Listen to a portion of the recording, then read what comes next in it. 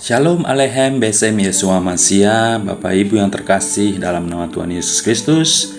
Kembali dalam renungan malam kita, saya akan berbagi dari Yesaya 57 ayat 15 sampai yang ke-18. Demikianlah firman Tuhan, sebab beginilah firman yang maha tinggi dan yang maha mulia, yang bersemayam untuk selamanya, dan yang maha kudus namanya. Aku bersemayam di tempat tinggi dan di tempat kudus, tetapi juga bersama-sama orang yang remuk dan rendah hati, untuk menghidupkan semangat orang-orang yang rendah hati dan untuk menghidupkan hati orang-orang yang remuk. Sebab bukan untuk selama-lamanya aku hendak berbantah, dan bukan untuk seterusnya aku hendak murka, supaya semangat mereka jangan lemah lesu di hadapanku. Padahal akulah yang membuat napas kehidupan. Aku murka karena kesalahan kelobaannya. Aku menghajar dia, menyembunyikan wajahku dan murka. Tetapi dengan murtad ia menempuh jalan yang dipilih hatinya. Aku telah melihat segala jalannya itu, tetapi aku akan menyembuhkan dan akan menuntun dia dan akan memulihkan dia dengan penghiburan, juga pada bibir orang-orang yang berkabung.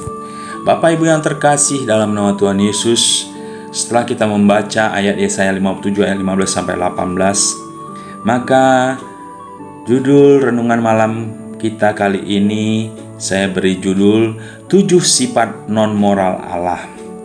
Dalam seri mengenal Allah, sebelumnya kita sudah belajar tentang 7 sifat moral Allah. Maka kali ini kita akan belajar dari segi atau sifat non-moral Allah. Sebagaimana kita ketahui, Allah memiliki sifat-sifat. Yang pertama sifat moral dan yang kedua sifat non-moral. Sifat moral sudah kita bahas pada renungan malam sebelumnya. Dan hari ini kita akan membahas tentang sifat non-moral Allah. Ada 7 sifat non-moral Allah. Yang pertama dikatakan Maha Hadir.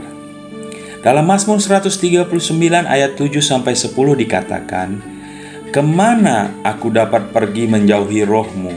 Kemana aku dapat lari dari hadapanmu? Jika aku mendaki ke langit, engkau di sana. Jika aku menaruh tempat tidurku di dunia orang mati, di situ pun engkau. Jika aku terbang dengan sayap fajar dan membuat kediaman di ujung laut, juga di sana tanganmu akan menuntun aku, dan tangan kananmu memegang aku. Dari ayat ini kita bisa melihat Bapak Ibu, Allah memiliki sifat maha hadir atau omnipresent, yaitu dimanapun Allah berada, karena Allah melampaui dimensi ruang dan waktu. Keberadaannya tidak tergantung pada ruang dan waktu, karena sebagaimana kita ketahui, Allah beyond dari ruang, dimensi, dan waktu. Ia menguasai ruang dan waktu. Oleh karenanya, maka kita dapat mengetahui bahwa Allah Maha Hadir dimanapun Allah berada. Bukan berarti Allah ada di mana-mana sehingga Allah lebih dari satu, tidak. Karena Allah di luar ruang, dimensi, dan waktu, maka Allah menguasai segalanya sehingga keberadaan Allah ada dimanapun. Yang kedua, kita mengenal bahwa Allah itu maha tahu. Mazmur 147 ayat 5, besarlah Tuhan kita dan berlimpah kekuatan, kebijaksanaannya tak terhingga.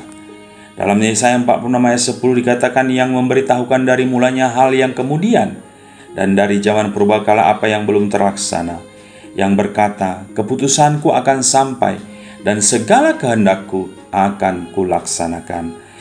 Allah memiliki sifat maha tahu atau omniscient, yang berarti dia mengetahui segala sesuatu secara langsung, serempak, secara mendalam.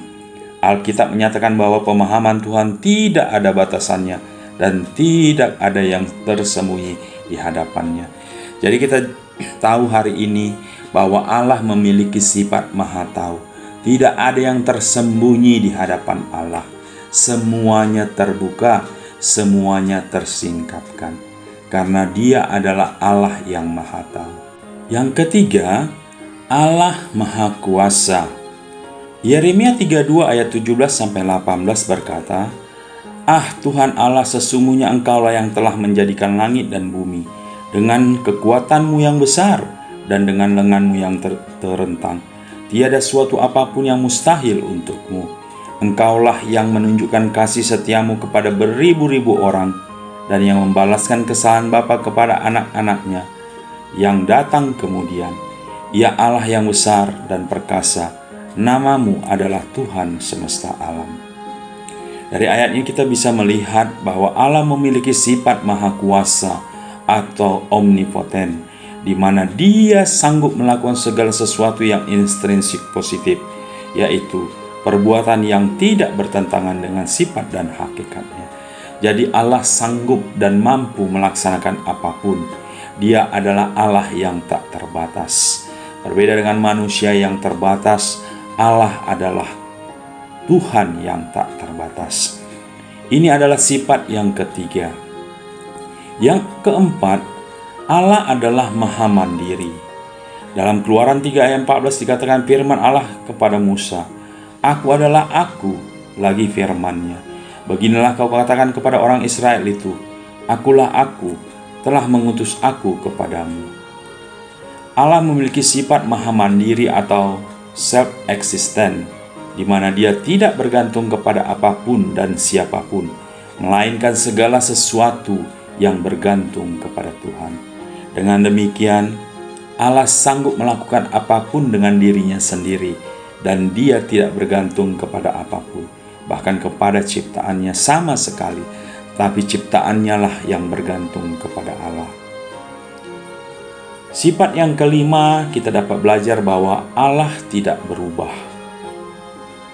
Ibrani 13 ayat 8 dikatakan, "Yesus Kristus tetap sama, baik kemarin maupun hari ini dan sampai selama-lamanya." Yesaya 41 ayat 4 dikatakan, "Siapakah yang melakukan dan mengerjakan semuanya itu? Dia yang dari dahulu memanggil bangkit keturunan-keturunan. Aku Tuhan yang terdahulu, dan bagi mereka yang kemudian, Aku tetap Dia." Sifat tidak berubah atau immutable berarti tidak ada potensi yang belum terrealisasi dalam dirinya. Artinya semua sudah sempurna. Hakikat sifat-sifat kesadaran, kasih, dan kehendak Allah tidak akan berubah. Itu berarti Allah itu tidak berubah. Sifat ini yang membedakan juga manusia dengan Tuhan Sang Pencipta. Manusia ciptaan bisa berubah dan selalu berubah, tapi Allah tidak berubah. Yang keenam, sifat yang keenam adalah maha tinggi. Dalam 1 Raja-Raja 8 ayat 27 dikatakan, "Tetapi benarkah Allah hendak diam di atas bumi? Sesungguhnya langit, bahkan langit yang mengatasi segala langit pun tidak dapat memuat Engkau. Terlebih lagi rumah yang kudirikan ini." 1 Timotius 6 ayat 16 dikatakan, "Dialah satu-satunya yang tidak takluk kepada maut, bersemayam dalam terang yang tak terhampiri. Seorang pun tak pernah melihat Dia, dan memang manusia tidak dapat melihat Dia. Baginya lah hormat dan kuasa yang kekal. Amin." Diri dan keberadaannya lebih besar dan lebih tinggi daripada tatanan yang diciptakannya. Ia tinggal dalam keberadaan yang sempurna dan murni, jauh di atas apa yang telah diciptakannya. Allah Maha Tinggi, tak sanggup kita mengukurnya, karena tidak ada satu pun yang bisa mengukur ketinggian Allah. Dia adalah Allah yang dahsyat, yang maha tinggi. Yang terakhir, kita dapat belajar sifat Allah, yaitu kekal adanya. Yesaya 57 ayat 15 berkata, "Sebab beginilah firman yang maha tinggi dan yang maha mulia, yang bersemayam untuk selamanya dan yang maha kudus namanya. Aku bersemayam di tempat tinggi dan di tempat kudus, tetapi juga bersama-sama orang yang remuk dan rendah hati, untuk menghidupkan semangat orang-orang yang rendah hati dan untuk menghidupkan hati orang-orang yang remuk." Allah tidak pernah berubah dan Dia kekal. Tidak pernah ada waktu, baik di masa lalu maupun di masa depan, Ketika Allah tidak ada atau takkan ada, Ia tidak terikat dengan waktu manusia, dan oleh karena itu paling baik dapat dilukiskan dengan aku ada. Bapak Ibu yang terkasih dalam nama Tuhan Yesus, setelah kita membaca dan merenungkan renungan ini, maka kita dapat mengambil kesimpulan.